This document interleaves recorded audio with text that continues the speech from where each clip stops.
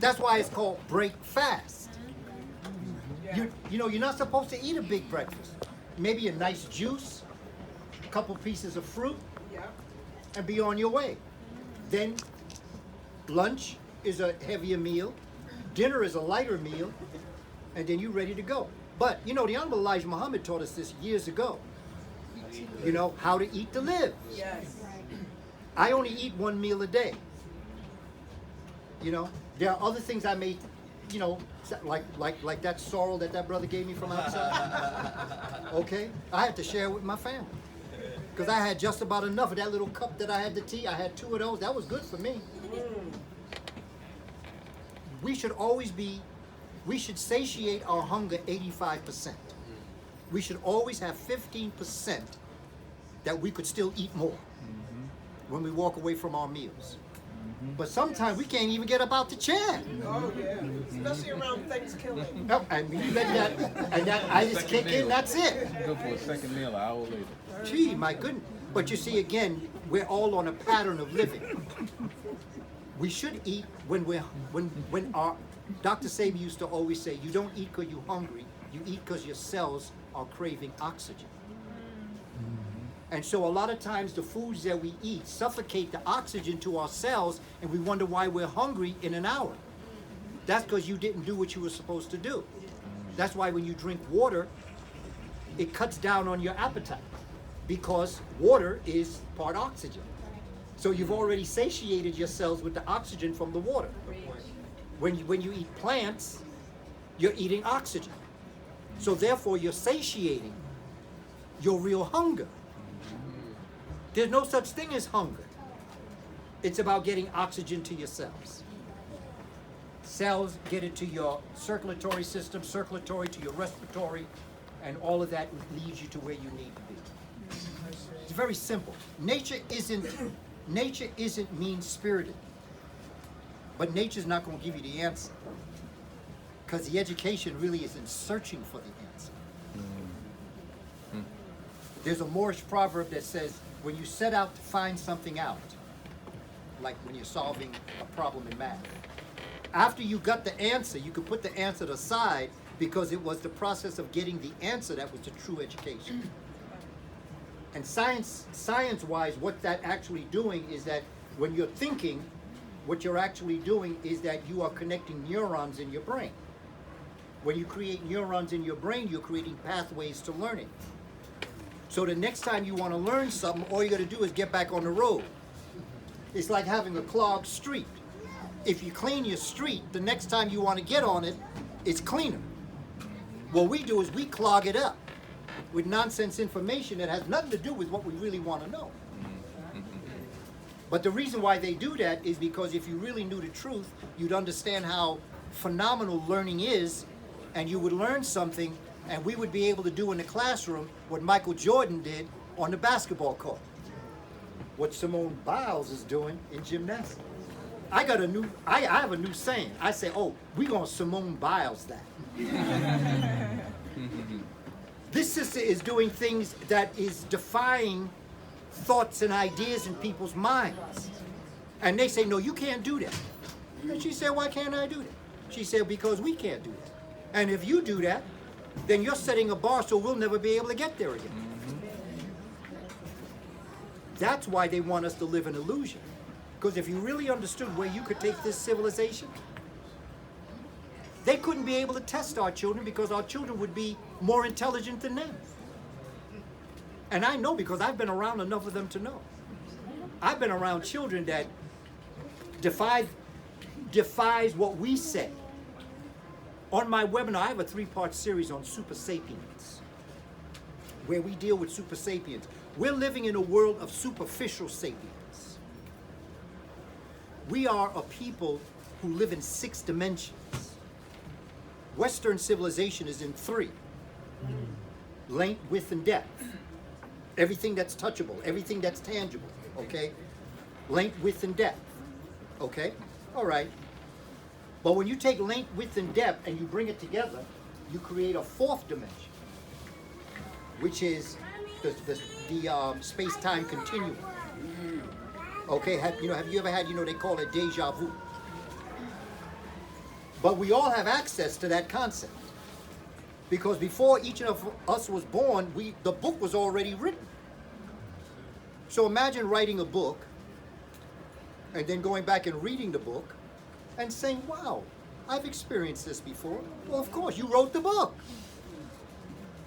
Deja vu isn't something that is out of reach. I'm talking science now. I ain't talking Twilight Zone. It is the Twilight Zone. We're living in the Twilight Zone. We're living in the Twilight Zone. But what I'm talking is straight up science.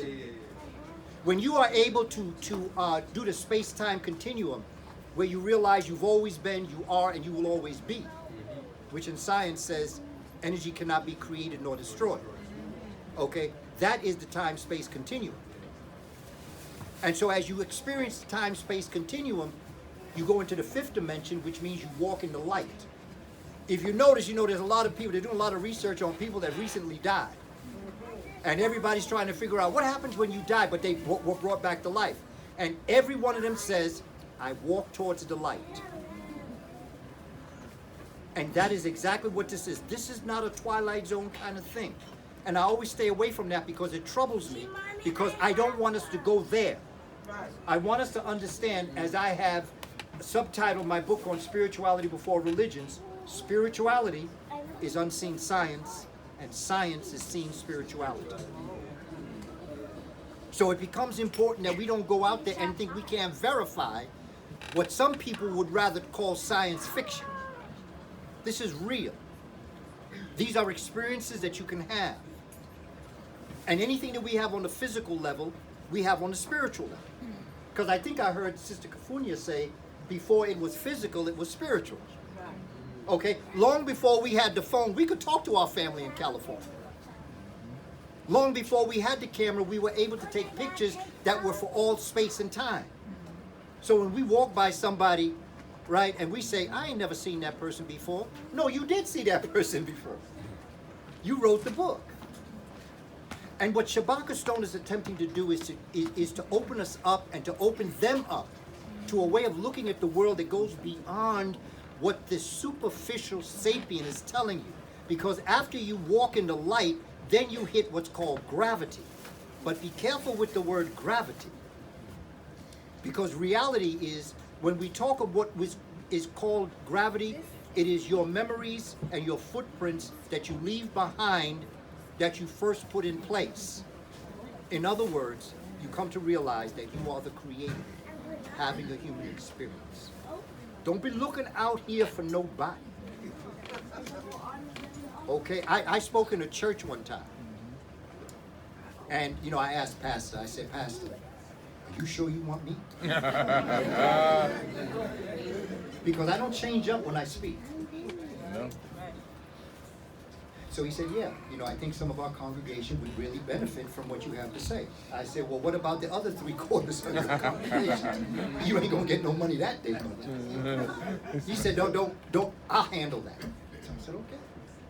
And so I did presentation, and I really didn't touch on religion, but the sister said, all I want to know is Jesus Christ, your Lord and Savior. Wow. Ooh, that was a tough one. I said, That was an yes, easy one. Jesus Christ is my Lord and Savior. Went on, talking, questions, okay. Then a brother came, said, brother, I'm very disappointed. He said, because I've been following you for a while, and I would never think that you would come and say that Jesus Christ is your Lord and Savior. And I said, well, brother, there is a question that neither the sister asked me and you didn't ask me. And the question you should have asked me is, who in my perception is Jesus Christ? Ashe. I'm Jesus Christ. Ashe. And so are you. And so are you. Jesus saves those who save themselves. And we're all born with a Judas and a Messiah. Judas was born to make sure you never reach your divine goal in life that you've been assigned. And the Messiah was born to make sure Judas fails. Judas may fall 9 times, but your Messiah will rise 10. You never give up. Science of it is our ancestors on the plantation. They never gave up. And I'm embarrassed. I wake up and apologize if I have a dream that I think I'm having it rough. Because for what our ancestors did to prepare the road for us, we have no right to think we can't handle this. The fact that we could be assembled right now, and you know, there was a time when 3 of us were connected, there had to be a superficial sapien around us. How many people in this room? Do you know how many people of superficial sapien background would have to be in this room to match what they used to do to us years ago? Do you know where we are? To all of the young people, I just want our young people to understand how great thou art. That's what that gospel song means. When we sing how great thou art, okay? You hear Mahalia Jackson sing that song, how great thou art? You know when Martin Luther King used to tell you, be still and know that I am God? Who is that talking to you? Be still and know I am God. That's you talking to you. This morning when I got up, I watched God brush his teeth. Then he washed his face. And every morning that we wake up, this is a homework assignment. Dr. Clark gave this to me when I was 12 and a half. First time I met him. He said, I want you, and there was a couple of young people. He said, I want you to go home, I want you to look in the mirror, and I want you to tell the person you're looking at, I love you. And mean it. Because if you can't do that, there's nothing anyone else can do for you. Wow.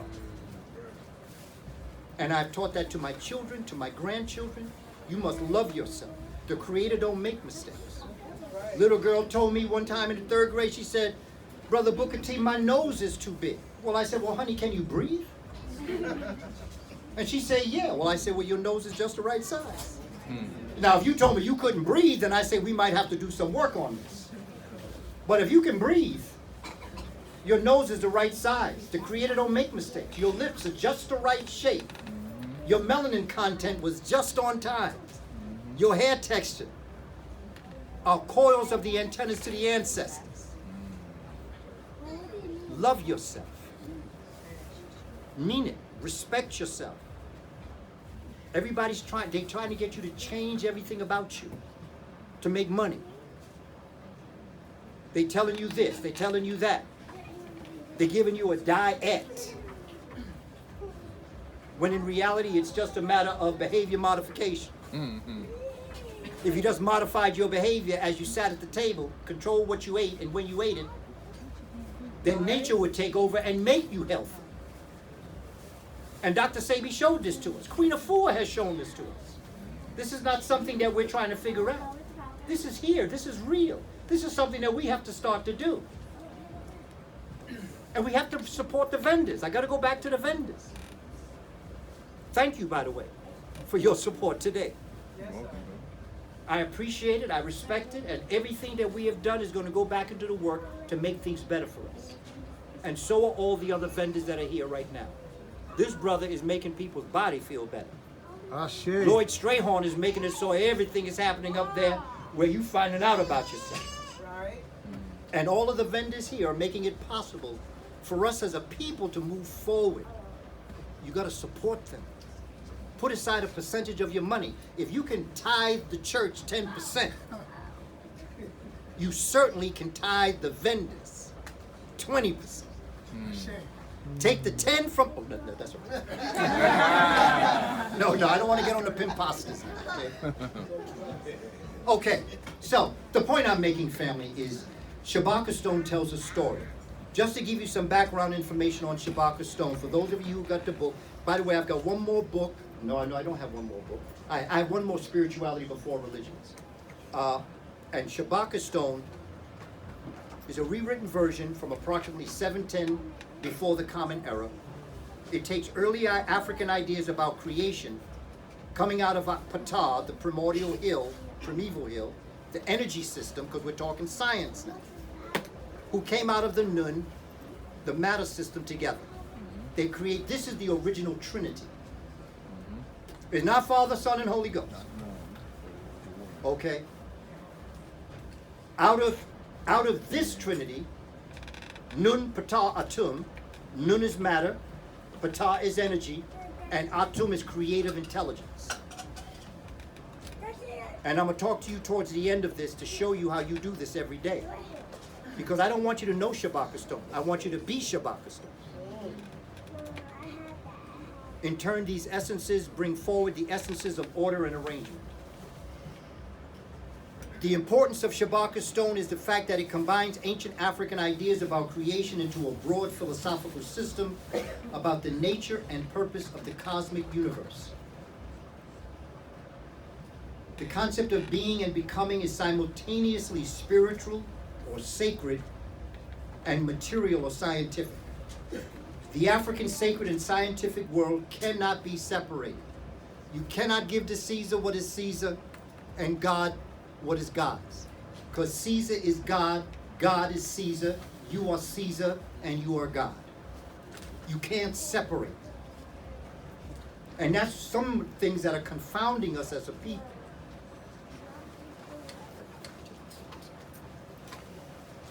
That is what's confounding us as a people, because we're growing up in a religious system that we gave them, but they split it apart. Okay? It's just interesting when you study comparative religions. They're all connected. And in this connection, there is a great beauty. But then when you live in a world that they separated, then you start to separate yourself.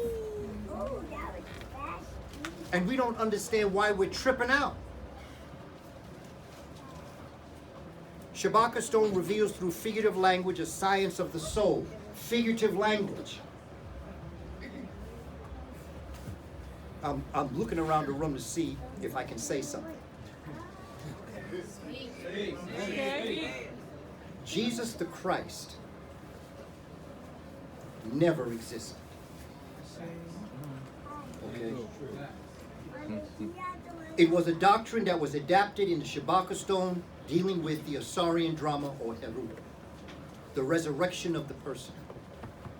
When religion was first formed, our ancestors, who were agriculturalists, observed in nature that they put a seed in the ground, the seed would grow, it would come forward, it would grow, it would age, it would die, it would decay, and it would resurrect the next season. Then they said, but that's very interesting. Because now as a human being, a man brings the seed to the woman. And it creates a living system within the woman for 10 months, like the seed in the earth went through its gestation. And then out of that formation of coming forward, it then would come forward, which is to be born. The plant comes out the ground. It would grow like the plant would grow. It would age like the plant would age. It would die and then resurrect. They said, but that's what we are.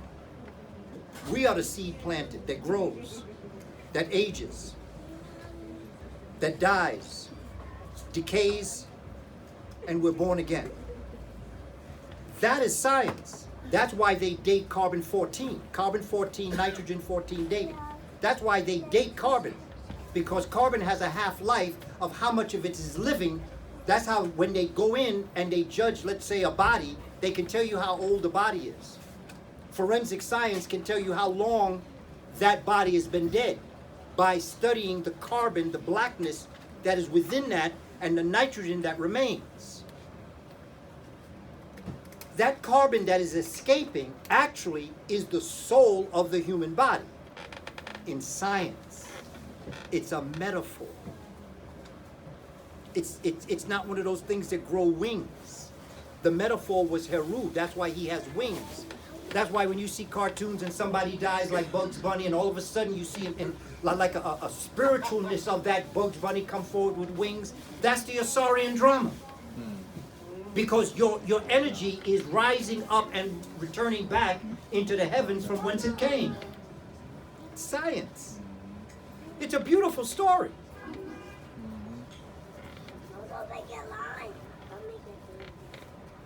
What is Shabaka stone? Basically, I'm going to break this down in the interest of time. You can find it in the British Museum. When you saw the pictures of myself and the United Kingdom family in the British Museum, it is artifact number 498, and it's on the wall in the British Museum. Very few people really know what it is.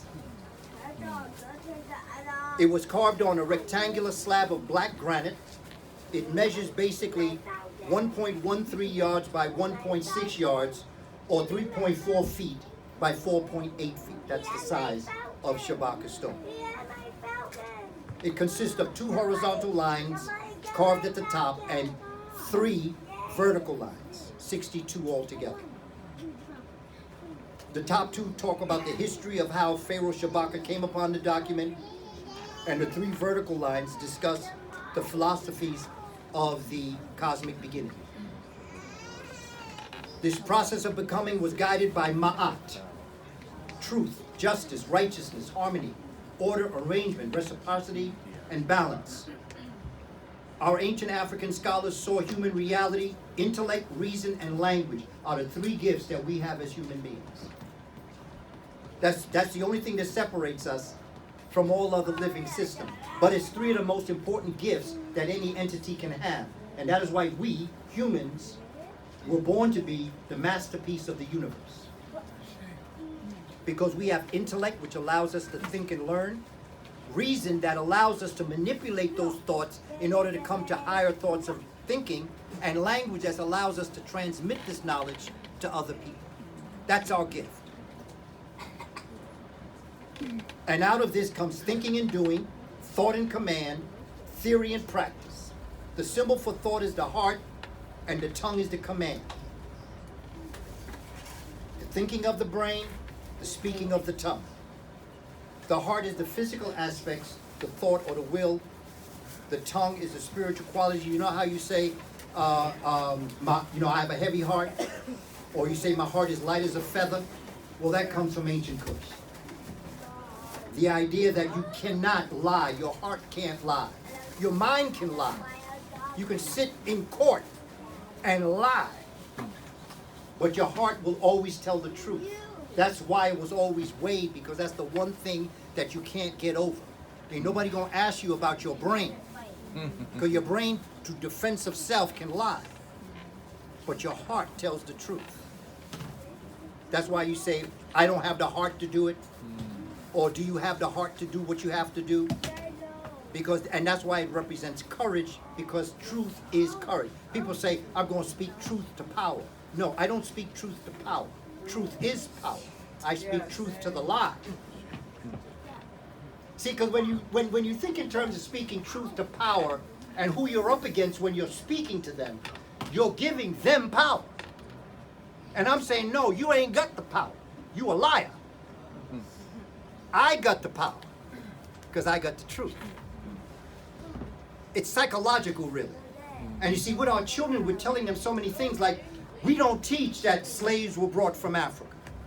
Human beings were brought from Africa and enslaved. Because that's where you get people down there in Florida telling you, you should be happy I enslaved you because I taught you a skill. No, I taught you the skill before you were even aware of the skill, and then you kicked me out, and now you enslaved me, and now you're making me do what I taught you you should do, and now you're telling me, because that's all about reparations. Because they're ready to say, no, you give us reparations for giving you a skill. I say, no, I gave you the skill, and you're going to give me reparations. They're going to pay reparations. The question is not if. The question is when. And in when, let me just warn them, the interest level on what you're going to owe me is going to go up. And you better hope it doesn't come out in your... I heard you, brother. I heard it. And you got me on film saying that I'm gonna edit that part out. But when you get to a certain point in life and in knowledge and wisdom, Malcolm X was correct. Sometimes the price of freedom is death. And once you lose your fear of death, you have taken the ultimate trump card, no pun intended, You take the ultimate trump card from them. Because the worst thing that they could threaten you with is death. Yeah. And when you can't threaten me on that, you ain't got no cards to play. So he copied it anew. The text is the work of an old kingdom or even earlier. We don't really know what the date actually is. The 3 vertical lines, 62 vertical lines, talks about how the cosmic universe came into existence. Now, that's going to be important as we move through this presentation. I'm showing you the Shabaka stone again. There's the 2 upper lines and then the 62 vertical lines. Before the beginning began. Now here's the key. Because our ancestors did something that very few, if any other cultures ever really did and tried to copy. They dared to think what existed before existence existed. They dared to think about before the beginning began, before existence existed, thought in the universe's mind created desire in the heart, desire spoke word in the heart, and the word made flesh. This is an encapsulation of Genesis right here. This is Genesis. In the beginning. See, the thing is, in the Bible, it begins in the beginning. Our ancestors did something even better than that. They said, before the beginning began. Because when you know what existed before the beginning began, then you know where you're going to go after the end occurs.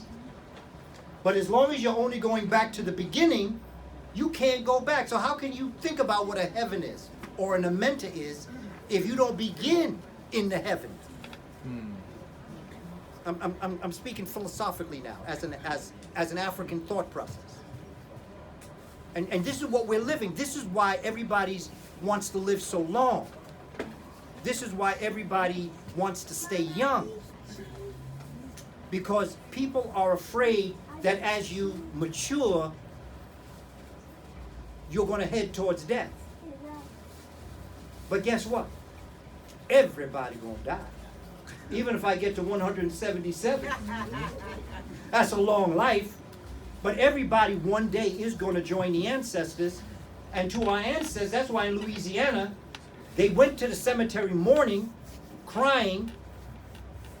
But when they came back, they were singing when the saints go marching in.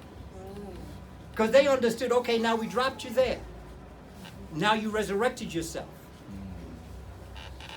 Have no fear of death. Don't make a habit. Everybody gonna go. It's not all that it's made out to be. But when you've not been on the planet, when you've been created out of the original people, then you have a problem because now you know your time is up. Their time is up. And this is not personal. Maybe a little wishful thinking, but it's not personal. Because what I'm actually saying is that there was a time when the Indo-European did not exist. And they came out of us in the mountains of the Caucasus and the Himalayas. This is not personal. The first thing that Indo-Europeans should have done when they came out of the caves is find the biggest, blackest person that they could mate with in order to return back. And in science, the next book I'm writing is on melanin. And there's a chapter on what's called Punnett Square. Punnett Square is when you deal with the dominant and recessive gene. It's not about superiority or inferiority. It's about dominant and recessive. The dominant is melanin rich. And the recessive is melanin poor. It's science. And so when you have a dominant gene with a recessive gene, you should bring it together in order to go back to the dominant strain. But when you keep on going a certain way, you're going to miss out because you keep getting recessive and you work your way off of the planet. Science, not personal.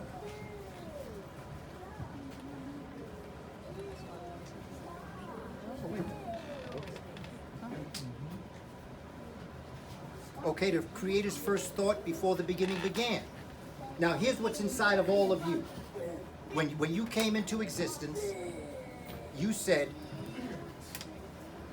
this is what the Creator said in the waters of Nun before the beginning began.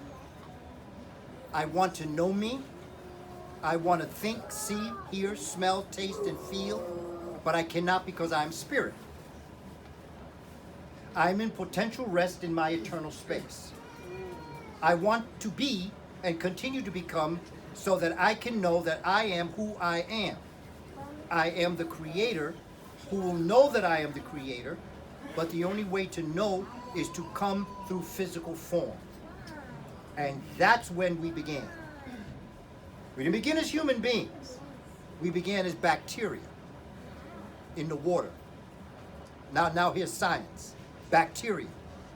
From bacteria, we became plants. From plants, we became fish. From fish, we became amphibian. From amphibian, we became reptile. And from reptile, we became mammals. And then the mammalian stage went through its process of becoming. Science. A beautiful story. Of course, you know, people still trip over that ape thing. Right? Okay? We did not evolve out of the ape. But we have a common ancestor. Bone for bone, muscle for muscle. Apes and humans have everything alike. Everything where all of our liver, our heart, our kidneys, our skeletal system, everything that we have, apes have in the same place for the same reason. There's one difference, and that is in the 12 pigmented site in your brainstem, in the locus coeruleus. We have more melanin in our locus coeruleus than apes do. We have a common ancestor many people call Ramapithecus. Some of the Ramapithecines jumped out the tree and went down on the ground. Some of them remained up in the tree. The ones that remained in the tree became Pongids, or the great apes. The ones that came down on the ground had to start a new living system. They became what's called hominids. And out of these hominids came the Australopithecus robustus, the Australopithecus gracile, the Homo habilis, the Homo erectus, the Homo sapiens, the Homo sapiens sapiens. This is just science. Because, you know, I went to Congo land in the Bronx Zoo. Okay? And I was standing there, all of a sudden I heard something rapping up on the window. And there was a gorilla, and the gorilla was beckoning me to come. And he said, you know, we like your style, bro. We got your DVDs in the back. We check you every night. We like the respect that you give to us, but what I want you to do is a lot of people come in here and they laugh at us. A lot of people come in here and look at us and say, I ain't come from that. He said, I want you to go back and tell your people, we don't want you to come from us because y'all don't know how to act. Y'all don't even know what to eat. We're vegetarians. All right. You throw a Big Mac in here, we take the lettuce off and throw everything back at you. So you sitting up here laughing at us, talking about how we look how you look. And he said, also, by the way, the only difference between you and I is the side of the fence that we're on right now. Because whether you realize it or not, you see, they bring us food. When the last time somebody brought you food? I tell that joke in churches because it's very difficult to talk to some people who are deeply ingrained in spirituality. And so I try to tell that story so that we can understand. You got to look at science. You got to break out of this myth. Because if you shaved a gorilla, it would look more like a European. Because it's the black hair that creates pale skin on the gorilla. And if you don't believe me, just look up underneath the arm of a gorilla. And the only place where the gorilla is black is where there's no hair. The polar bear has white hair, but it has black skin. I know it surprised a lot of people. The same way I'm telling you that gorillas have pale skin, polar bears have black skin or melanated skin because it's the white hair that captures the lack of sunlight that makes it white, but it protects the skin to keep it black. That's how polar bears can survive in that cold climate. It's just science. The heart thinks and the tongue speaks. And the science of the Shabaka stone, it is theorized that electromagnetic plasma is comprised of electrically conducted hydrogen gases. In other words, as you read the book Shabaka stone, you're going to see the science that I get into that's going to show you the science of what I'm saying. You know, this is not just something that's being thrown out. This is what they're teaching in science, but they're not connecting it the way they should. Electricity can be translated into motion, and magnetism incites and excites attraction.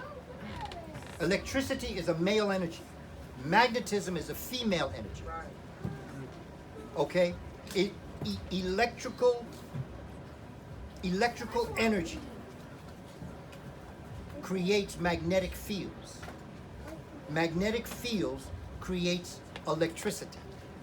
They live for each other. That's why they call electromagnetism.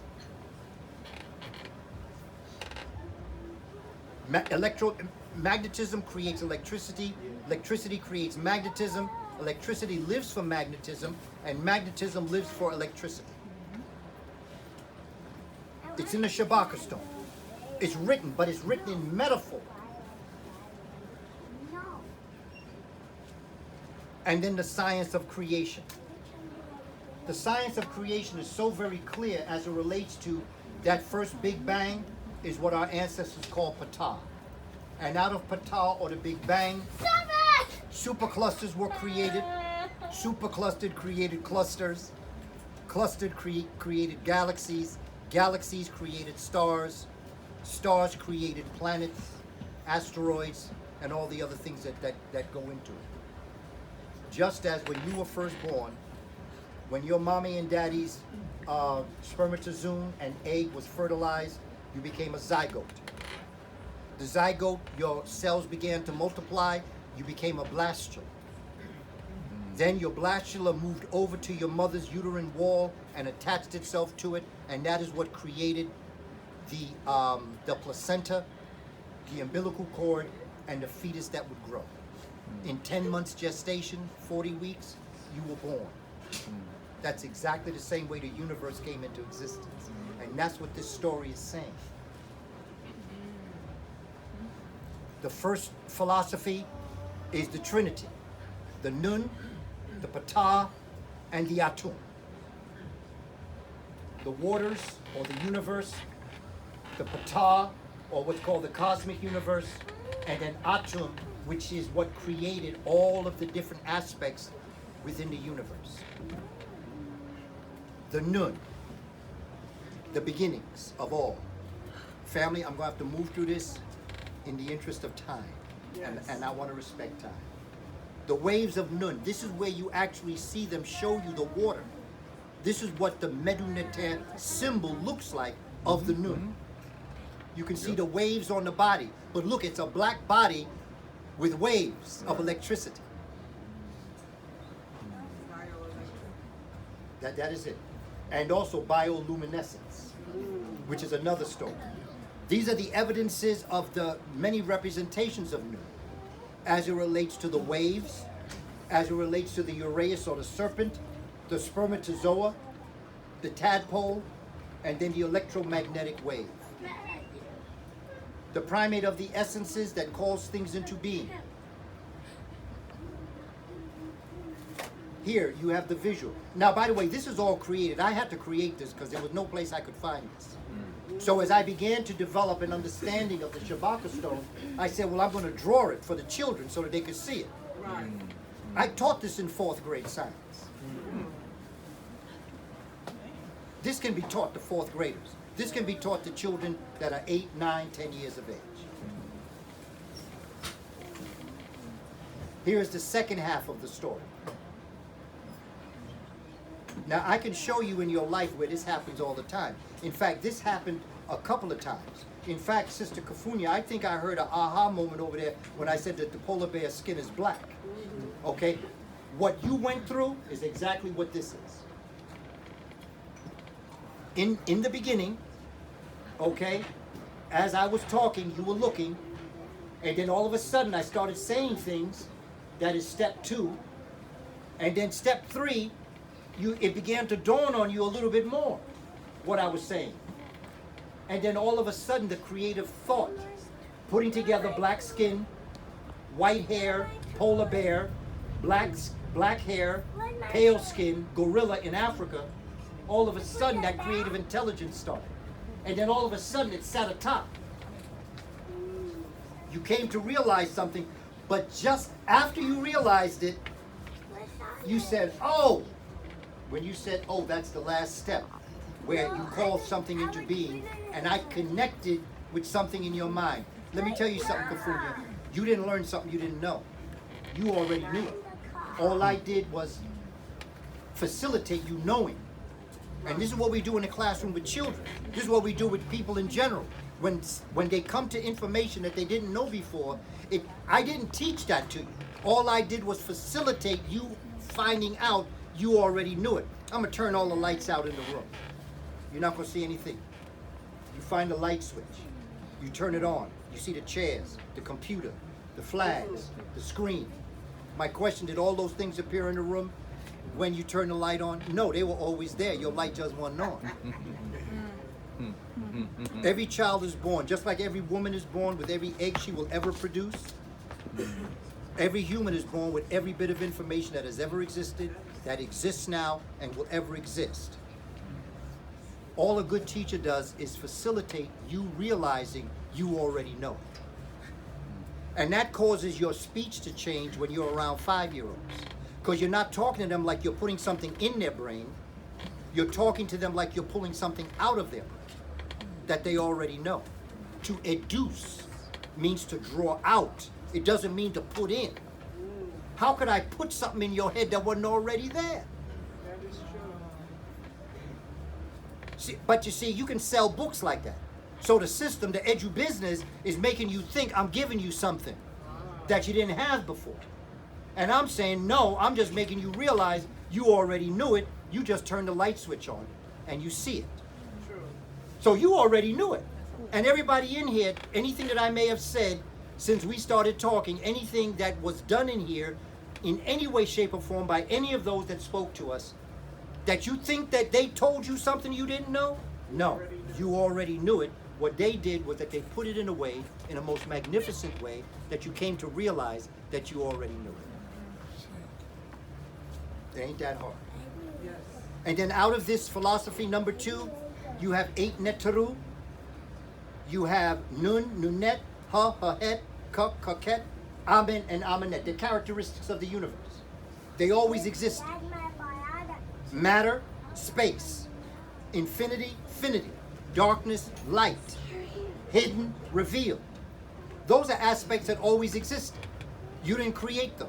And the way our ancestors depicted them in the Netaru is they were born without belly buttons. Which means that if you're born without a belly button, it means that you did not come from a mother, that you already existed. All the other Netaru have belly buttons, but these 8. Ancestors are genius. Genius, genius, living on a level, hanging around good people, good music, good food, and then they were rudely interrupted. And here's who we became. But we're getting better. Yes, we are. And I always try to tell the children, it's going to get better. If our ancestors went through what they went through and were able to do it, they did not bring us this far to leave us like this. True. Okay, so boss, we ain't sick. You know, boss, our house ain't on fire. Right? We're gonna mind our business and do our thing.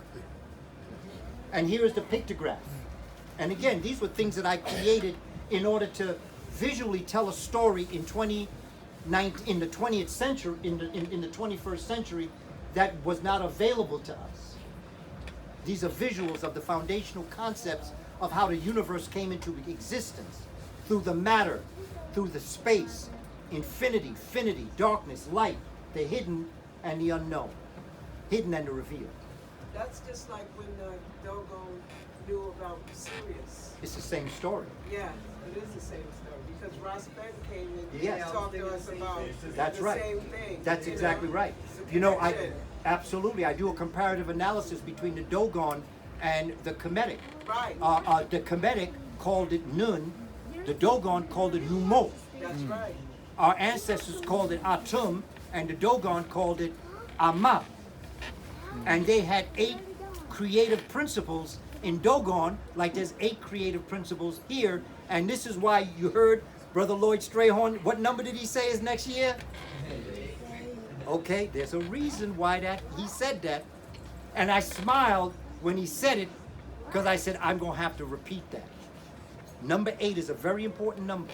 All the numbers are important, but all of them have a time when they come into fruition and do something. Number 8 is going to be powerful.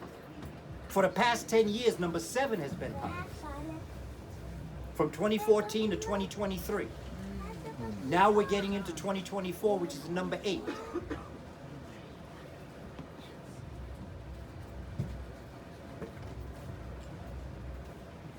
The essences, the males were frogs and the females were snakes. The frogs represent metamorphosis. This is the stages that the human family went through to become who we are. Frogs. Snakes, females, represent resurrection.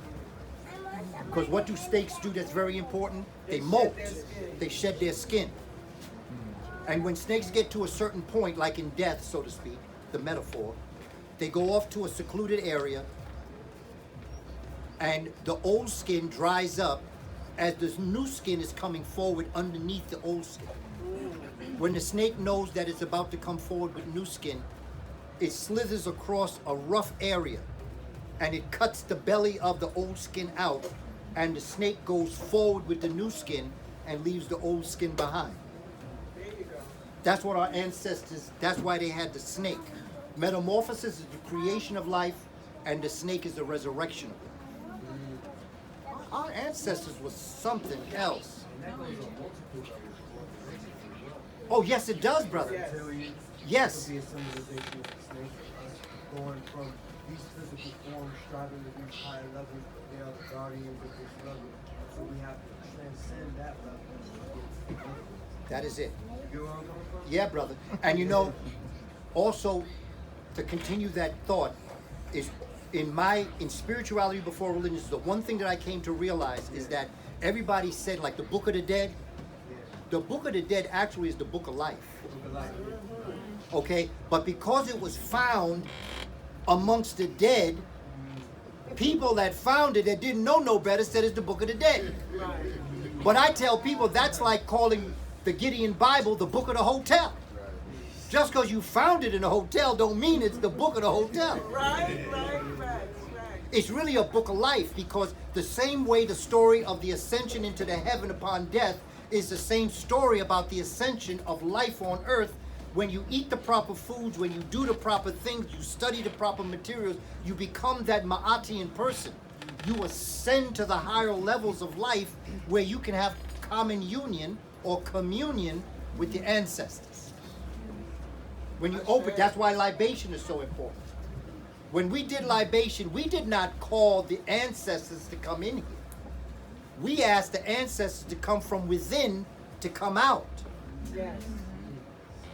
See, when we call Booker T. Washington, okay, when I heard it called to call Marcus Mosiah Garvey, we were not calling them out here to come in here. Right. We were calling the fact that the brother called it from within. He was presenting it to us. And as you named all your ancestors as you were going through, you shared your ancestral line with everybody in the room, so that right now we got a whole bunch of folk in this room. Facts. Can I give you a little math? Yes. Okay. Thanks to Ancestral Footprints, got to give the family credit on Instagram. When you want to know how many ancestors you have, Oh, yes, tell it. Okay, how many ancestors do you have? You have 2 parents, 4 grandparents, 8 great-grandparents, okay, and it goes down the line. If we said a generation is 25 years, if I took you back 20 generations to the year 1523, and if you think of 2 parents, 4 grandparents, 8 great-grandparents, 16 great-great-grandparents, if you thought about that, if I took you back 500 years, you ask, how many ancestors have lived to bring me here over the past 500 years? Here's the number. In math, it's called e to the 3. I named it myself. E to the 3. Exponential expansion equation. Exponential expansion equation. If I took you back 500 years, 1523, the amount of people it took for you to sit in this room right now is 1,048,576 human beings. We're talking math now. This is science. We're not talking, 2 parents, 4 grandparents. Now, your parents have ancestors. Your grandparents have ancestors. Your great-grandparents have ancestors. And you're going back 500 years. 1,048,576 human beings are in you. But can I drop the other shoe? I only took you back 500 years. How many folk in you if I took you back 5 million? Thinking about the expansion equation. How many folk do you think are in you that wake you up in the morning, that talk to you in the morning, that warn you in the afternoon? Stay away from Crackdown. Stay away from Murder King. Watch out for the Haunted Castle. And drive by Sunken Donuts. Now, family. Now, see, my family's here right now, so they know that I'm not a saint when it comes to this. Okay, so let me tell you, I stop by Crackdown sometimes. I'm guilty. Okay, but I always use Dr. Sebi, and I cleanse my system. That's how I pacify. Sometimes the ancestors want to eat. That's What true. They like to eat. I like that. I try to make all these excuses all the time, but sister, it don't always work with me. Because they say, stop lying, your heart is heavy right now. Stop. But hey, listen. It's just, it do what it do, that's all. And here's how they depicted the 8 uncreated ones. And here's the feminine energy where I explained it as it relates to the snake. And here's the frog going through its metamorphosis in life. Here's what a tadpole looks like and a spermatozoon. Spermatozoon is a single sperm cell. Spermatozoa is plural. Right. Nature taught them this. On the left-hand side, you're looking at a frog and a tadpole. On the right-hand side, you're looking at a human fetus at the 5th week of life. See, nature tells us the story. Nature will never let you down, ever. Even if the truth may not be what you want to hear. Nature will just say, cry, build a bridge, but get over it. The language of myth in Shabaka stone becomes important. See, our ancestors are so heavy, they're into figurative language. Just like hip hop, just like rap music. Rap is straight up out of metaphor. Okay? And what the young people taught me, my son in particular, he said, yo, Dad, you're getting caught up in the words. See, because I come from Marvin Gaye and Smokey Robinson. I come from a time when words meant something in song. But words right now create beats. And it's the beats that they go by. And if you listen to the beats in rap, I can show you where that comes from, the click language, which is the original language that our family spoke in Africa. Beats. I can show you the beats in Beethoven, another brother. I can show you the beats in Thelonious Monk.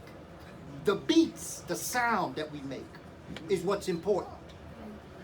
Okay? We may not like what we hear, but if you get caught up in the beats, that's what a lot of this is about. Myth. Okay? Myth. It's an expression that describes a deeper story, but they don't tell it to you right out in the literal. No. They mask it in a story behind. Yo, that's bad. Okay? That's figurative language. Yo, man, that's bad. And then they say, but I thought you said it was good. They said, yeah, well, you know, see, for us as Africans, the English language doesn't give us the opportunity to be able to express the deepest meaning of what we say. So we got to turn it around. We got to say, yo, that's dope. Okay? That's bad. And then when we say, and then if it's better than bad, then we got to change the inflection in our voice. You say, yo, no, that's bad. And then if it's better than bad, we got to stand up and get our body into it. Because that's how we express ourselves. English is a very limited language because it has so many words. Facts. And it's double speak. And it is double, and it is the language of liars. Right. Malcolm was right. No, but here's the evidence of it. I'm gonna give you a linguistic. Burrow, the word burrow. Okay, burrow. There is a burrow that's an animal. Right. There is a borough that is a whole. And right now we're in the borough of Brooklyn. But that's called a homophone, where it has the same sound. Right. So you would have to know the context in which I'm saying borough to understand what I'm talking about. Right. So in a sense, if you couldn't pick up my context, I could be lying to you. That's what Malcolm meant when he said that.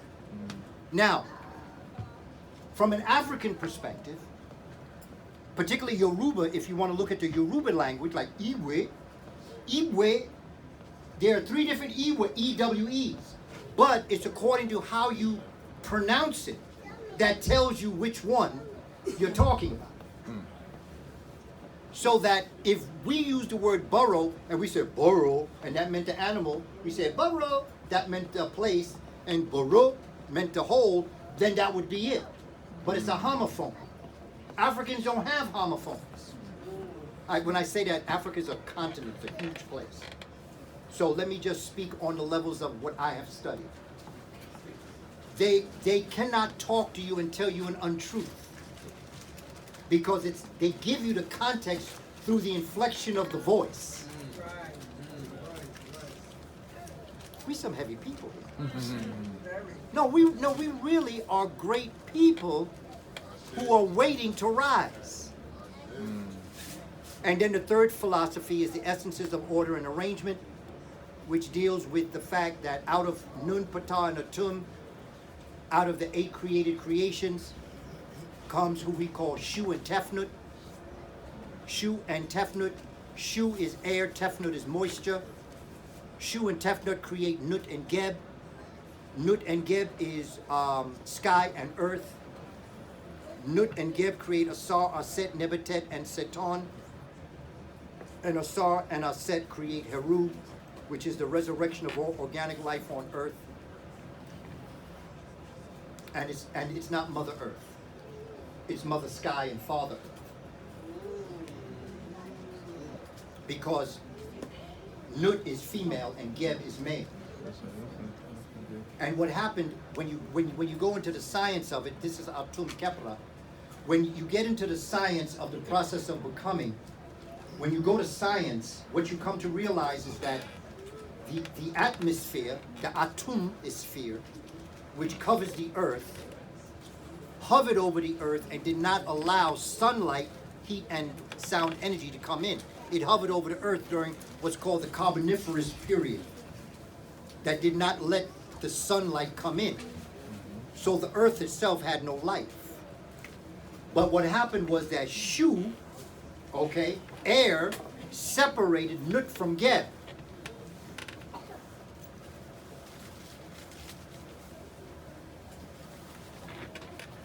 You're gonna have to do a part two. Yeah. Separated Nut from Geb, right? You got the dung beetle there. We know what that's. Oh yeah, yeah. The whole piece is there. Separated Nut from Geb, and then allowed sunlight to come down onto the earth to create life. But the life on the earth was the nitrogen, but the sunlight was what created life. Nut was pregnant. She swallowed the sun at night and gave birth to it during the day, and that became the 24-hour cycle of life. But it is, the sky is the mother of life.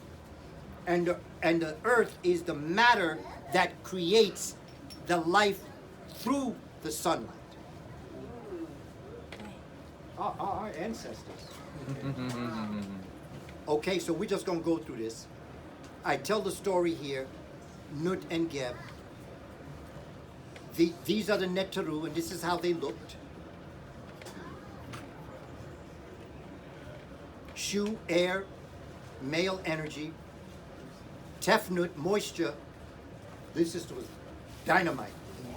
This sister is the fire in the sky.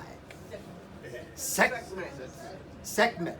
But Sekhmet comes in the form also of Tefnut, which is moisture or the female energy that creates life, and underneath is the Medu Netefer. Nut, the sky. Geb, the earth. And here's the sign. You see the sign? Shu. Shu here, air, okay? At one time, the sky hovered over the earth during the Carboniferous age in science. Then life, hanging from the arms of Shu, air, in the hands, separated and moved the sky up. This is what actually happened in science. And when that happened, that allowed the sun's light to come down to earth to create life on earth in the waters. And this is the story that our ancestors are telling. Shu, Geb, and Nut. You see the stars go across her body. Here, he's holding her up this way, giving birth from the mouth. At night, the sun traverses through her body, and she gives birth to day the next day. And again, brother, there's a lot of metaphors in this. There's more than just a story. You do it every day. Every day you do the same thing. Like pretty soon you're going to go home, right? And your son is going to be swallowed. And you're going to be in the night sky. Okay? And here's what I'm talking about, the ozone layer. Asar, Aset, Nebetet, Seton, Heru. Here is the book list. Now here's, okay, we're going to end with this now because I'm there. I'm there. The way in which you can make Shabaka stone become part of your life is like this. Every morning that you wake up, tomorrow morning, before you wake up, before your beginning begins, you're going to be in the waters of Nun.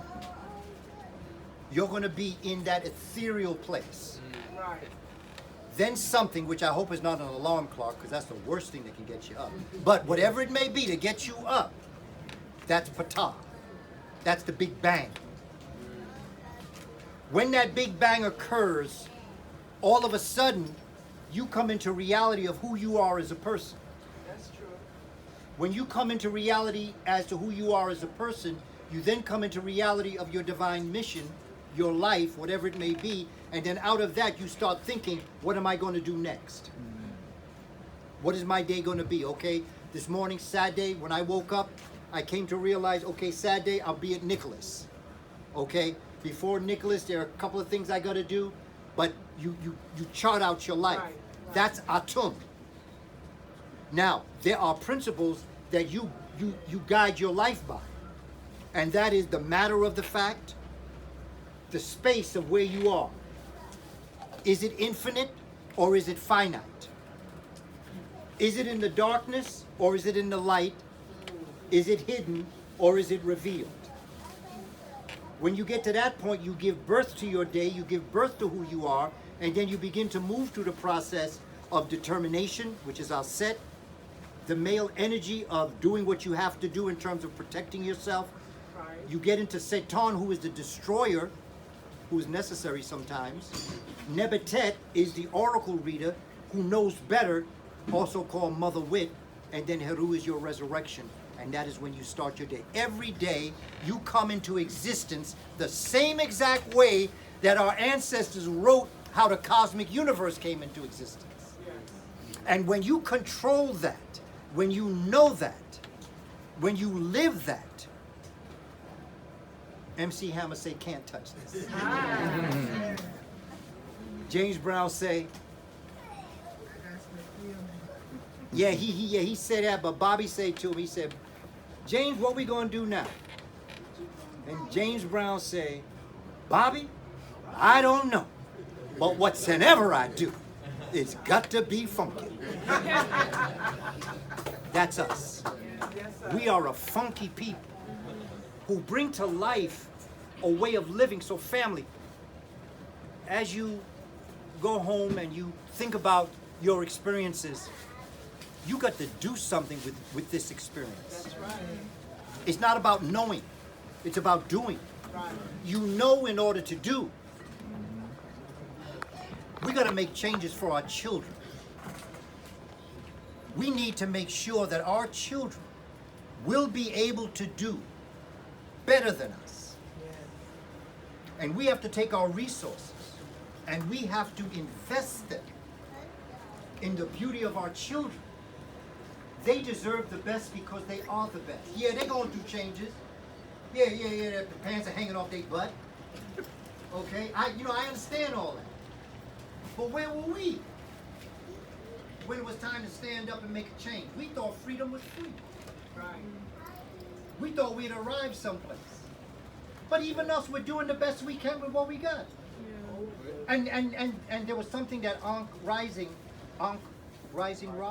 Ankh Rising Sun Ra. There was something he said that I'd like you to think about. As he said, to forgive yourself.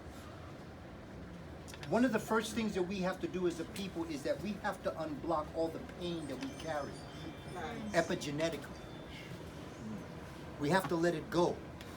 Okay, whatever we've done in the past is in the past.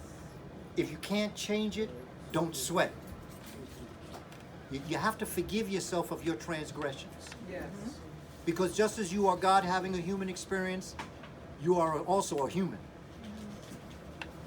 And humans make errors.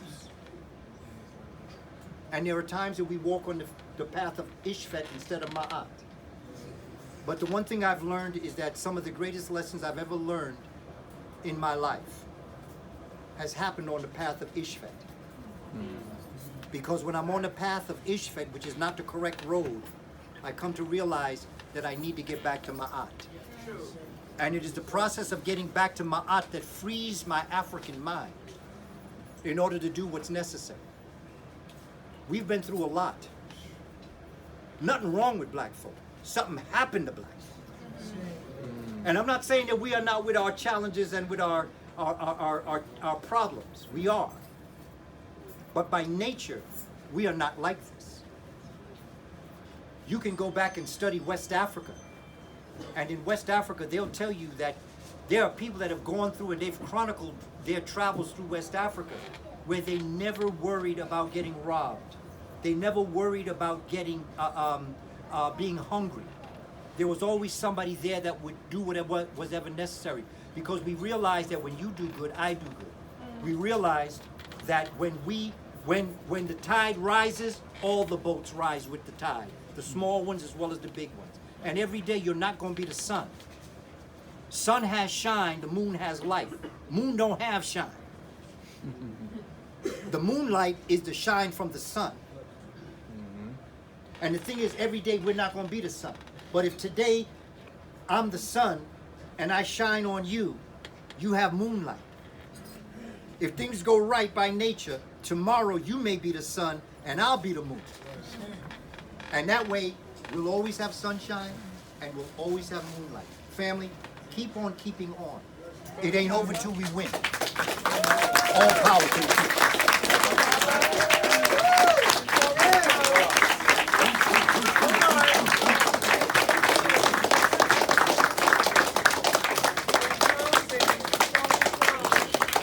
I have some word sound that I would like to express to you. In the loins of Professor Kaba. It's one of my poems, and it goes along with what he was saying. Wake up, my sisters and brothers. Wake up, my sisters and brothers, all over the world. Haven't you heard? We are a beautiful people with all our ups and downs. We got a life to live and so much love to give. The time is at hand, so we have to take a stand.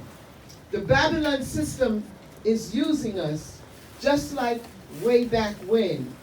Like in the days of slavery, wasn't that the greatest sin? Free up yourself, black man. Free up yourself, black woman. Shake off that slavery mentality. The time is a thing that waits for no man. So wake up to take a stand. It just keeps you down. You're from a bloodline of royalty. You are a bloodline of royalty. Time to wear your crown. Set up yourself, African. Set up your collective domain. Remember, you're from a bloodline of royalty. DNA, never stray away. Wake up, brothers and sisters all over the world. Haven't you heard? We are beautiful people with all our ups and downs. So never you stray or scatter your dreams. Full time to reclaim your inner royalty. Ashe. So let's give Professor Kaba, stand up and give, come on, y'all can do better than that. Come on, come on. This is energy.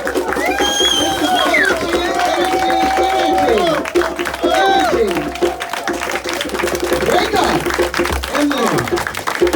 Ashe. Ashe. Ashe. Ashe. Ashe. Thank you. Thank you, brothers and sisters. Travel safely to your domains. And we'll see you once again on November 11th.